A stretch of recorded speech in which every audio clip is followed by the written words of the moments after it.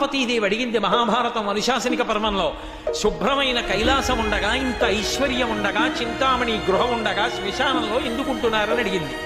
అడిగితే ఆయన చెప్పాడు, పార్వతి బతికున్న నాళ్ళు అన్ని చోట్లకి వెడతారు, ఏమీ తోచట్లేదు, శ్మశానానికి వెళ్ళొద్దామని ఎవరు రారు పార్వతి.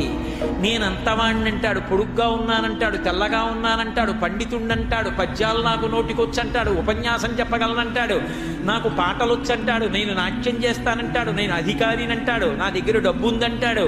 ఇన్ని ఉన్నాయనుకున్న వాడిలోంచి ఊపిరి బయటికి వెళ్ళిపోయిన తరువాత వాడిని తీసుకెళ్లి 4 కొత్త కర్రల మీద పడుకోబెట్టి చాప చుట్టి తాడు కట్టి పైన నూలుబట్ట కప్పి తీసుకొచ్చి అన్నీ తీసేసి కర్రల మీద పడుకోబెట్టి కాల్చేస్తుంటే జీవుడు లేచి నిలబడి పుర్రె పగిలిపోయిన తరువాత కన్న కొడుకు కూడా స్నానం చేసి వెళ్ళిపోతుంటే చీకటి పడిపోయాక, అయ్య బాబోయ్ చుట్టూ ఉగ్రభూతాలు, నా వాళ్ళన్న వాళ్ళు లేరు, వీళ్ళని నమ్ముకున్నాను, ఒక్కడు లేడని ఏడుస్తుంటే నేనున్నాను రా అని చెప్పడానికి నేను కూడా లేకపోతే చచ్చిన వాడు 1000 మాటలు చచ్చిపోతాడని అక్కడ ఉన్నాను పార్వతి.